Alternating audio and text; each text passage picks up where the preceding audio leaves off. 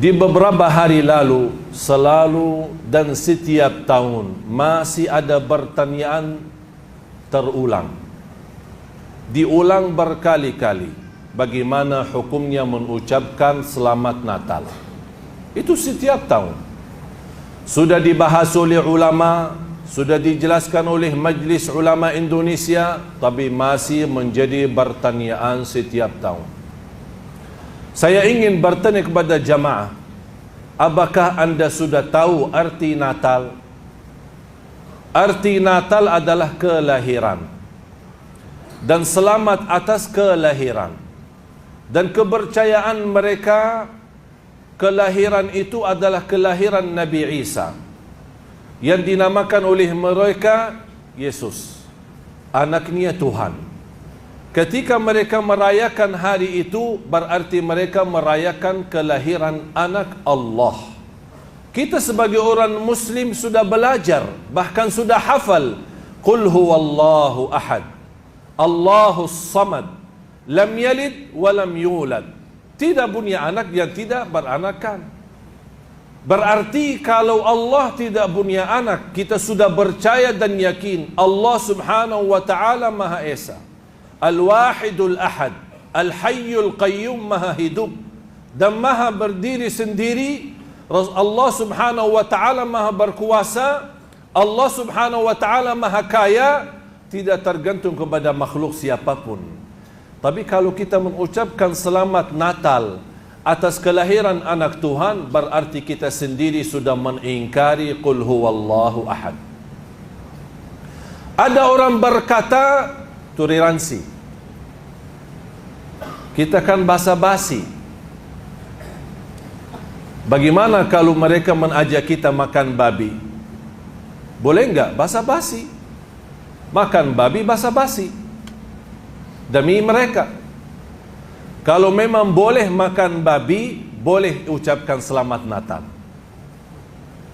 Kalau sudah yang namanya babi haram dalam agama Islam, padahal itu hukumnya haram, belum sampai ke syirik, belum sampai ke kufur. Kira-kira mana dosa yang lebih besar? Mengucapkan selamat atas kelahiran anak Allah atau makan babi? Jelas dosa jauh lebih besar kita berkata Allah mempunyai anak. Kita tidak, Islam tidak melarang kita bersahabat dengan orang yang beda agama. Islam tidak melarang kita berbisnis dengan orang beda agama. Islam tidak melarang kita bertetangga dengan orang beda agama. Islam tidak melarang itu. Yang aku heran, semua kebebasan dalam agama dibolehkan. Bergaul dengan mereka, silaturahim dengan mereka, jalan-jalan dengan mereka, berbisnis dengan mereka, pinjam uang dengan mereka, bagaimana sama-sama hidup dengan mereka, bertetangga dengan itu semua tidak ada larangan. Ketika datang hanya Selamat Natal, oh kenapa Islam susah? Subhanallah, anehnya manusia. Banyak hal yang dibolehkan, kenapa fokusnya hanya begitu saja? Mengapa susah mau mengucapkan? Kita harus menunjukkan, walaupun kita diajarkan menghormati beda agama. Rasul hidup di tengah masyarakat yang di kufar Quraisy di Makkah, hidup di Madinah dengan tetangga orang Yahudi. Tapi Rasul SAW tidak pernah mengikuti perayaan mereka. Rasul tidak pernah mengikuti mengucapkan selamat hari-hari raya mereka. Tapi Rasul tetap tetangga mereka. Rasul silaturahim kepada mereka. Rasul tetap berbaik dan sahabat dengan mereka. Bahkan berbisnis dengan mereka. Harus kita berprinsip sebagai orang Muslim. Hal yang terkait dengan akidah, mohon maaf, tidak ada tawar-menawar, walaupun orang tua sendiri. Di luar itu, saya baik, sahabat, memberikan yang baik untuk semua orang. Siapapun, bahkan Islam menilai memberikan pahala yang besar bagi orang-orang yang memberikan perhatian kepada binatang. Saya yakin anda semua sudah hafal hadis seorang wanita yang memberikan air minum kepada anjing. Allah ampuni dosanya. Padahal anjing di hukum Islam najis dan haram. Tapi Allah melihat perbuatannya, biarpun anjing najis, tapi karena berilaku baik, memberikan kasih sayang kepada binatang, Allah menilai itu. Bagaimana kalau kita kasih sayang kepada manusia? Kepada binatang saja pahala besar, apalagi kepada manusia. Jangan salah fahami, kalau kita dan ulama-ulama kita melarang kita mengucapkan selamat Natal, jangan anda merasa Islam itu tidak mau menerima toleransi dalam tengah masyarakat. Islam adalah teroris, Islam adalah keras. Tidak. Semua dibolehkan, tapi dalam hal yang terkait akidah, kita harus tahu diri. Jangan sampai kita merusak akidah kita tanpa kita tahu, tanpa kita sadar. Akhir hayat kita, na'udzubillah, kita ingin ucapkan kalimat syahadat, ternyata tidak bisa mengucapkannya karena kita sudah keluar dari Islam tanpa kita merasakan.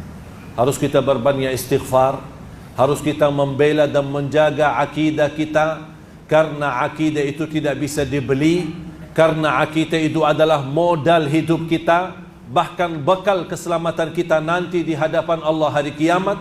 Bahkan orang-orang yang terjaga akidahnya, walaupun disiksa di neraka sebab dosa maksiat, tapi tetap diselamatkan karena tidak boleh orang kekal di neraka Jahannam, karena dia masih membawa dua kata syahadat, asyhadu an la ilaha illallah wa asyhadu anna Muhammad Rasulullah. Nabi Isa adalah Nabi yang mulia. Bahkan beliau membawa berita gembira kedatangan Nabi Muhammad sallallahu alaihi wasallam. Dan itu yang dihapuskan dalam kitab Al-Injil. Padahal Nabi Musa sudah menyampaikan berita gembira, akan datang setelahku orang yang mulia bernama Nabi Muhammad. Di riwayah bernama Nabi Ahmad.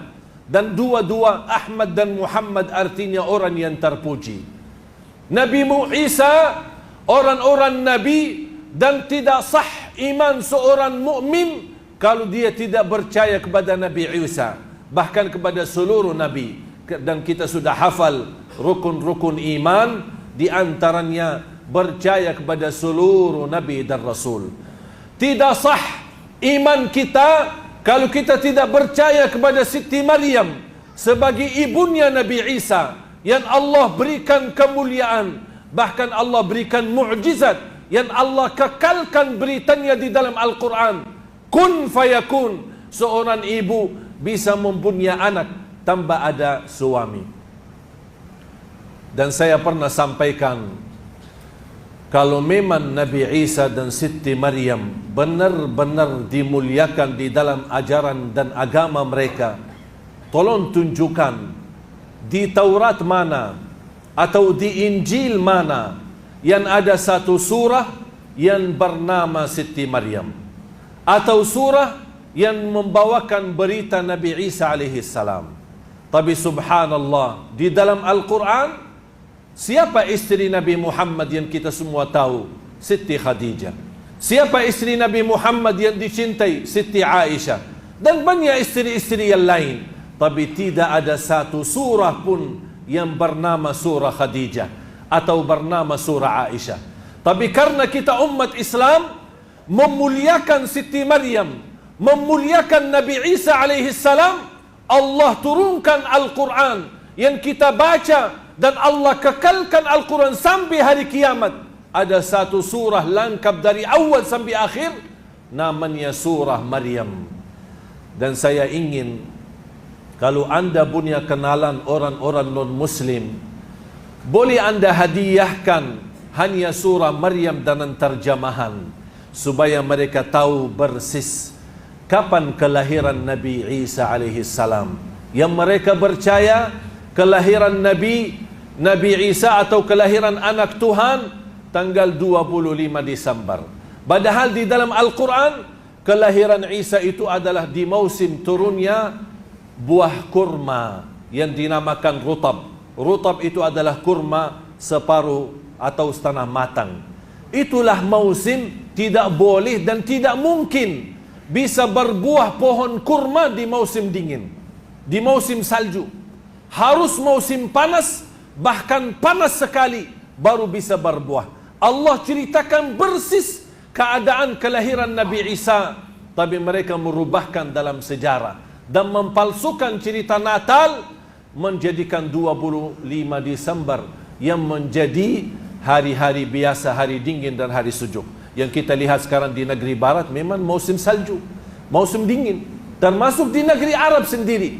Oleh karena itu jamaah sekalian, jangan pengaruhi dari media yang benar-benar nyata, yang batil-batil nyata. Kita harus menjaga akidah dan tetap kita berakhlak baik sama semua orang. Siapapun agamanya, apapun agamanya, kita berbaik sama semua orang. Mengapa?